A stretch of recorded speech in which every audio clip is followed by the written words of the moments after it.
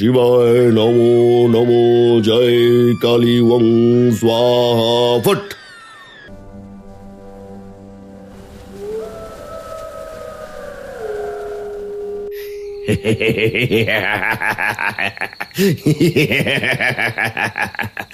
এবার আমায় কেউ আটকাতে পারবে না, কেউ না।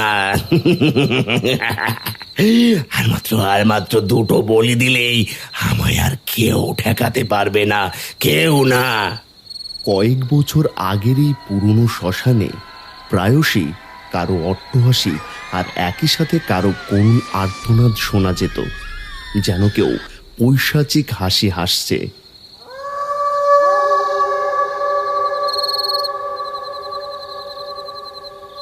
বুঝতে পারছি না হঠাৎ এভাবে গ্রামের অঘটন ঘটছে কি করে। হঠাৎ বাচ্চা কাচ্চা গায়েব হয়ে যাচ্ছে। ও হ্যাঁ, কিছুই বুঝে উঠতে পারছি না। কে জানে কোন কালো নজর গ্রামে ঢুকেছে, কার কুনজর পড়েছে। চল তো চল, এখান থেকে চল। গা কেমন যেন ছমছম করছে। মনে হচ্ছে যে পুরনো শ্মশান থেকে কেমন উটকো গন্ধ নাকে লাগছে। ও তোর মনের ভুল, কই আমার তো এমন লাগছে না। সে বাপু তুই ভালো জানিস, কিন্তু আমার এখানে মন সায় দিচ্ছে না। চল তো চল। তারা যেই টং থেকে উঠতে যাবে অমনি আবছা অন্ধকার ভেদ করে দৌড়ে এলো সায়ন। তাকে দেখেই বোঝা যাচ্ছে খুব ভয় পেয়েছে। তোমরা এখানে? ওদিকে যে সর্বনাশ হয়ে গেছে, মনিকাকে যে কোথাও খুঁজে পাওয়া যাচ্ছে না। মনিকা এই গ্রামেরই সকলের আদরের মেয়ে, বয়সেই 15-16 হবে। মনিকার এই খবর পেয়ে মোহন ও সামন্ত তড়িঘড়ি করে সায়নের সামনে এলো। খুঁজে পাওয়া যাচ্ছে না মানে? কাল থেকে নাকি ওকে খুঁজে পাওয়া যাচ্ছে না, আশেপাশে খুঁজেও নাকি খোঁজ পাওয়া যায়নি। আজব, চল তো দেখি। সকলে তড়িঘড়ি করে ছুটল মনিকাদের বাড়িতে। সেখানে তার বাবা মাটিতে লুটিয়ে পড়ে কাঁদছে তার একমাত্র মেয়ের জন্য। কেঁদো না গো দাদা, হয়তো আছে কোথাও না কোথাও। মেয়ে আমার কোথাও যায় না গো, কোথাও যায় না। কি যে হলো আমার মেয়েটা ছাড়া যে আমার আর কেউ নেই। আমাদের একবার খোঁজ নেওয়া দরকার। চলো তো সবাই মিলে গিয়ে ওকে খুঁজি। হ্যাঁ, তাই বরং ভালো। সবাই মিলে ওকে খুঁজলে ঠিক কোথাও না কোথাও পেয়ে যাব।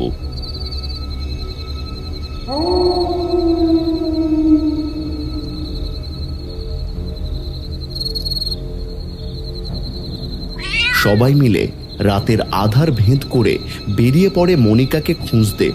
এত খুঁজেও মনিকাকে তারা পেল না। সব জায়গায় তো খুঁজলাম, কিন্তু কোথাও তো পেলাম না।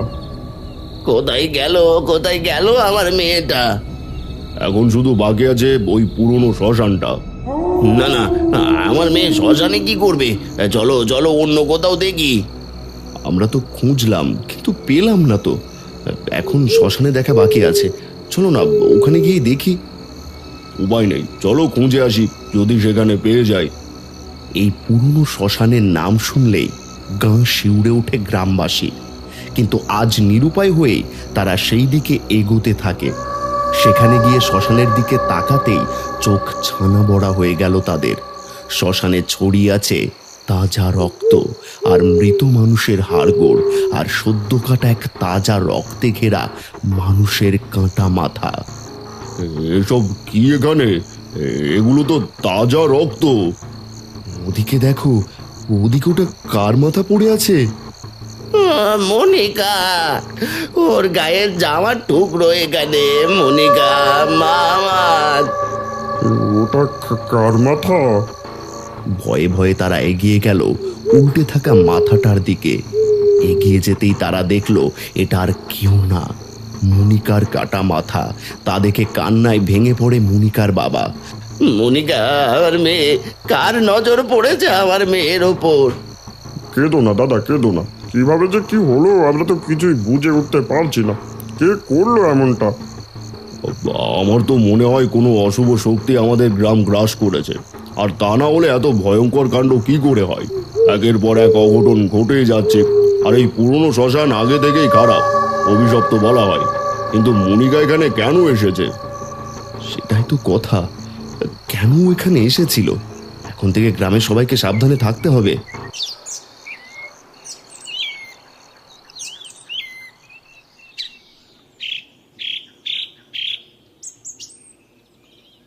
হঠাৎ গ্রামে প্রবেশ করে সৌম্যদর্শন এক মানুষ। কপালে চন্দনের তিলক আর গলায় রুদ্রাক্ষের মালা। তাকে দেখে গ্রামের কিছু মানুষ এগিয়ে এলো। প্রণাম নেবেন সাধু বাবা, আপনি কাউকে খুঁজছেন? আমি তীর্থে বেরিয়েছি। আমি পরমানন্দ। আমি খুবই ক্ষুধার্ত, যদি কিছু খেতে দিতে। আপনি পরমানন্দ সাধু বাবা? আমাদের গ্রাম তবে আজ ধন্য। আপনার অনেক সুনাম শুনেছি। আপনাকে সামনে থেকে দেখার ভাগ্য হবে কোনোদিন ভাবিনি। আপনাকে যদি আমি দুবেলা খাওয়াতে পারি তবে তা আমার সৌভাগ্য। আমি খুবই নগণ্য একজন মানুষ। আমি এই গ্রামের মোড়ল। আপনি আমার বাড়িতে কয়েকদিন থাকুন, আমি খুব খুশি হব। থাকার সময় যেমন নেই, কিন্তু এই গ্রামের হাওয়া আমার কিছু ঠিক মনে হচ্ছে না। ঠিকই বলেছেন সাধু বাবা, অশুভ ছায়া পড়েছে গ্রামে। আপনি মোড়লের বাড়িতে কিছুদিন থাকুন, আমাদের সাহায্য করুন। কি হয়েছে আমায় খুলে বলো। দয়া করে আপনি আগে আমার বাড়িতে চলুন। খাওয়া দাওয়া করে বিশ্রামের পর বিকেলে মোহন সহ আরো কিছু মানুষ আসবে, তখন সবকিছু আপনাকে খুলে বলবো। ঠিক আছে, তবে তাই হোক।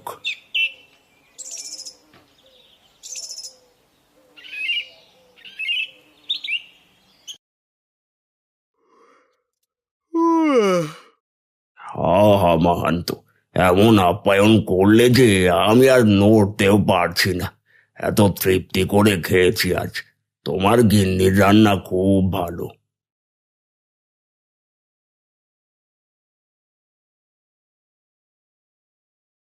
এ তো আমাদের পরম সৌভাগ্য সাধু বাবা। আমার হাতে রান্না আপনার ভালো লেগেছে জেনে খুব খুশি হয়েছি। হ্যাঁ সাধু বাবা, সত্যি শুনে খুব ভালো লাগলো। আপনি কি দুটো মিষ্টি খাবেন সাধু বাবা? এনে দিই?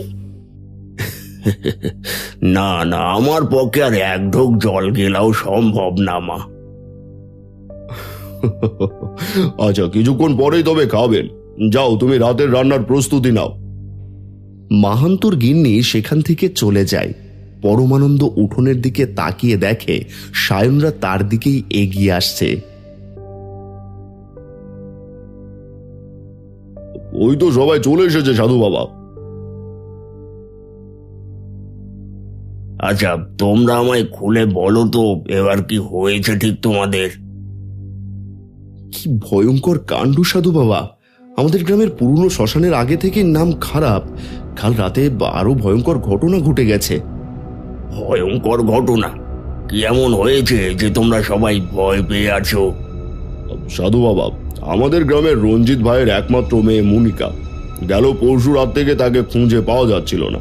আমরা সবাই মিলে মশাল নিয়ে পুরো গ্রাম খুঁজে মুনিকাকে না পেয়ে গ্রামের পুরনো শ্মশানে গেলাম। সেখানে গিয়ে যা দেখলাম! শ্মশানের এক কোণে মনিকার কাটা মাথা পড়েছিল সাধু বাবা, আর চারিদিকে তাজা রক্ত আর হাড়গোড় ছড়ানো। এর আগে আরো কিছু বাচ্চাও গ্রাম থেকে এভাবে উধাও হয়ে গেছে। মেয়েটা ছাড়া আমার এই দুনিয়ায় কেউ ছিল না। আমার আর কেউ রইল না সাধু বাবা, কেউ রইল না।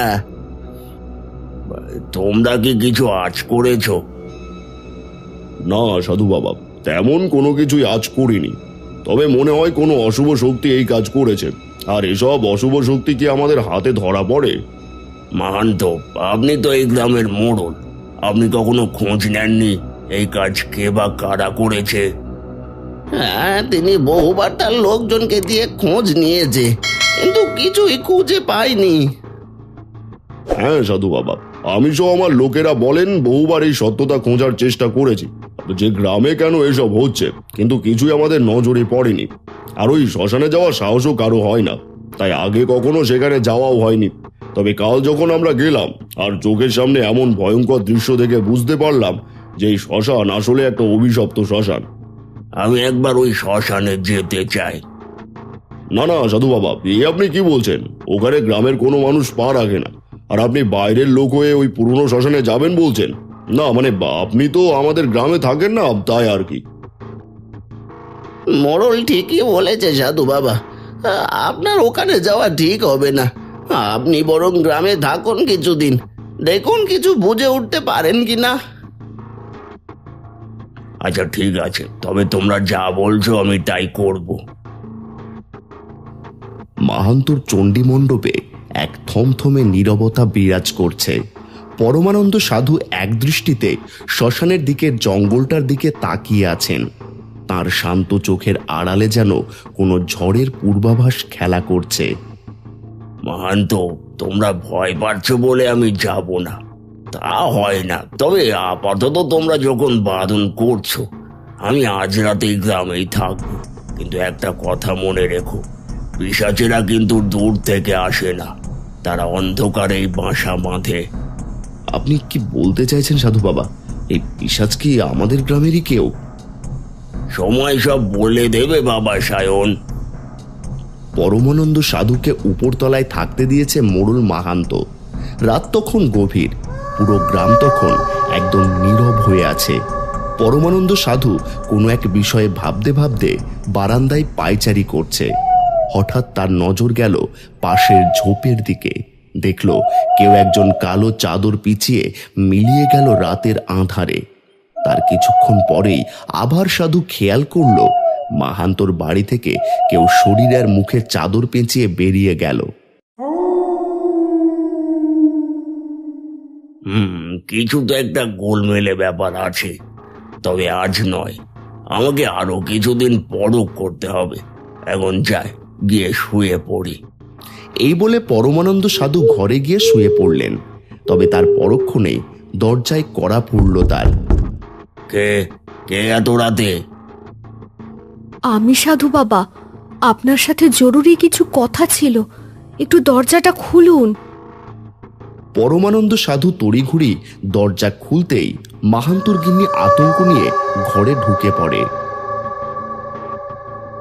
কি হয়েছে মা? আপনি এত রাতে, আর আপনাকে এত আতঙ্কিত দেখাচ্ছে কেন? সাধু বাবা, আপনাকে কিছু বলতে চাই। আমার কাছে কিছু সুবিধের মনে হচ্ছে না। আমার স্বামী রোজ রাতের বেলা চুপি চুপি ঘর থেকে বেরিয়ে যায়। সে হয়তো জানে না যে তার এই আনাগোনা আমি ঠিক টের পাই। সে কোথায় যায় তাও আমি জানি না। তবে আমি একদিন দেখেছিলাম সে ওই পুরনো শ্মশানের পথ ধরেছে। আমি ভয়ে তাকে এ বিষয়ে কিছুই জানাতে বা বলতে পারিনি।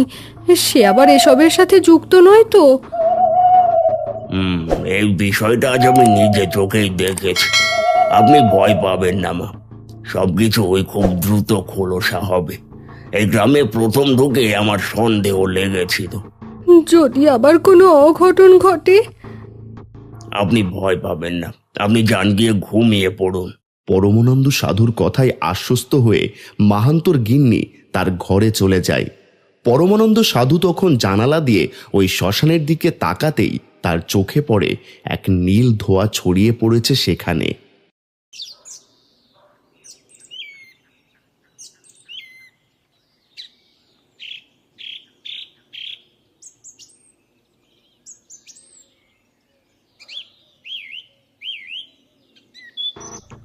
কি হলো সাধু বাবা, সবার সাথে কি নিয়ে আলোচনা করছেন? তেমন কিছু না, আমি একটু গ্রামের বাইরে যাচ্ছি। সন্ধে হতে হতেই ফিরে আসবো, একটু জরুরি কাজ পড়ে গেছে। বেশ বেশ, তবে আপনার জন্য আমরা অপেক্ষা করব। ঠিক আছে, তবে আমি চলি।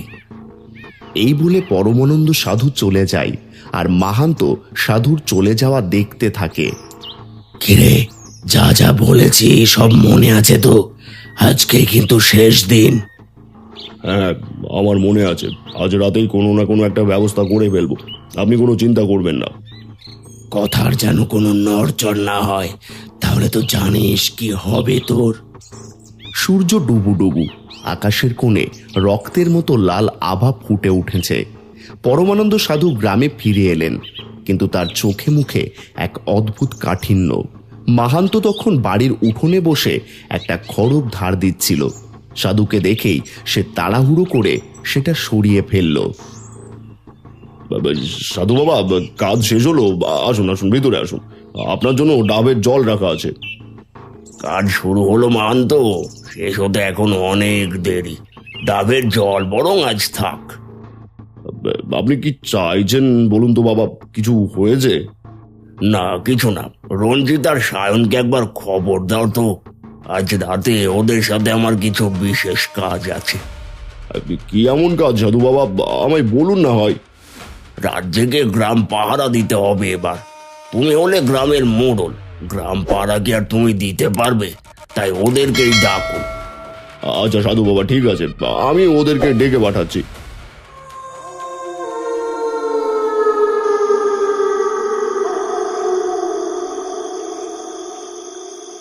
রাত তখন প্রায় গভীর। চারদিকে ঝিঁঝি পোকার ডাক আর পেঁচার কর্কশ আওয়াজ। শ্মশানের মাঝখানে সেই তান্ত্রিক আজ ভয়ঙ্কর যজ্ঞের আয়োজন করেছে। তার সামনে একটা হাড়ের মালা আর মণিকার সেই ছিন্ন ভিন্ন জামার টুকরো।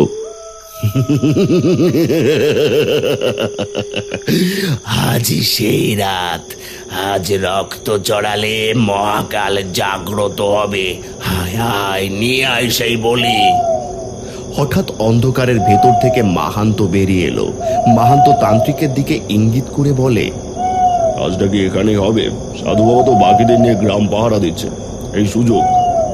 সাধুর চিন্তা বাদ দে, ওরা এই বিষয়ে কিছুই জানবে না। আর কি বা করবে তারা? তুই শুধু তোর কাজটা কর। এই হাড়ের গুঁড়ো মিশিয়ে প্রসাদটা নিয়ে যা।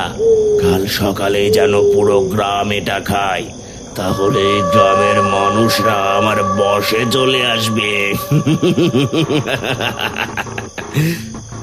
কিন্তু কি বলে খাওয়াবো তাদের? ওদের বলবি এই প্রাসাদ খেলে তবেই তারা প্রাণ বাঁচিয়ে চলতে পারবে, না হয় মনিকার মতো হাল হবে তাদের সকলের। ঠিক আছে, তবে তাই হবে। তান্ত্রিক যখন অট্টহাসি হাসছে, হঠাৎ শ্মশানের চারপাশ থেকে মশালের আলো জ্বলে উঠল। সায়ন, রঞ্জিত, মোহন এবং একদল গ্রামবাসী ঘিরে ফেলল তাদের।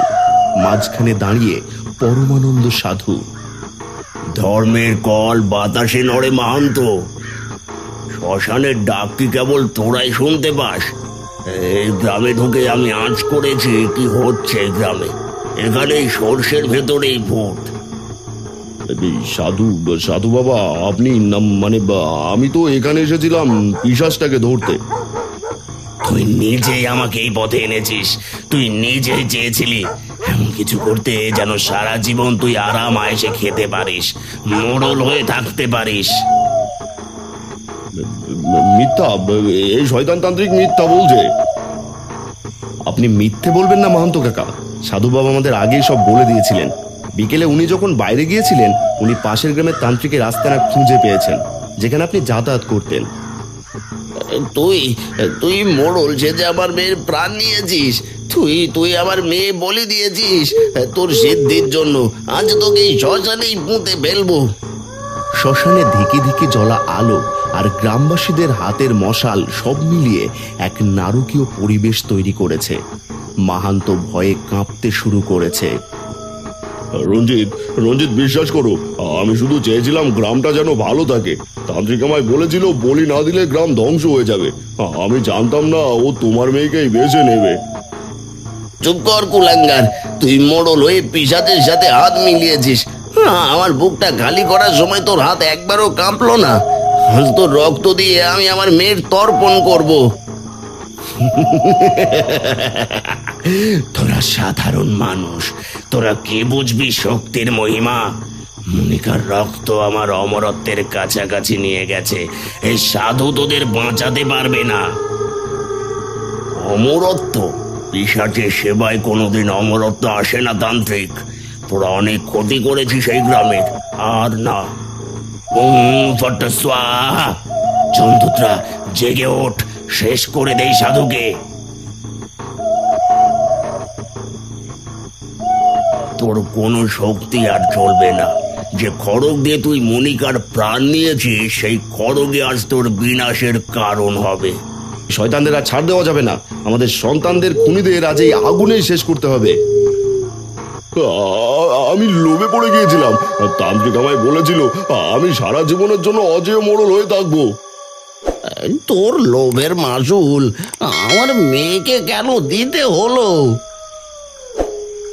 রঞ্জিত থামো, পরমানন্দ সাধু তার হাতে লাঠি দিয়ে তান্ত্রিকের যজ্ঞকুণ্ডে এক আঘাত করলেন। মুহূর্তের মধ্যে আগুন দ্বিগুণ হয়ে জ্বলে উঠল।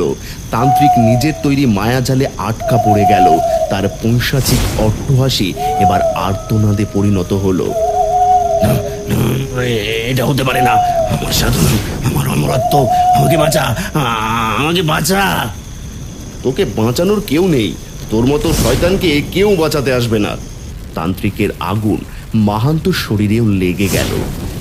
দুই অপরাধীর গগনবিদারী চিৎকারে পুরো শ্মশান কেঁপে উঠল। গ্রামবাসী পাথরের মতো দাঁড়িয়ে দেখল পাপের বিনাশ।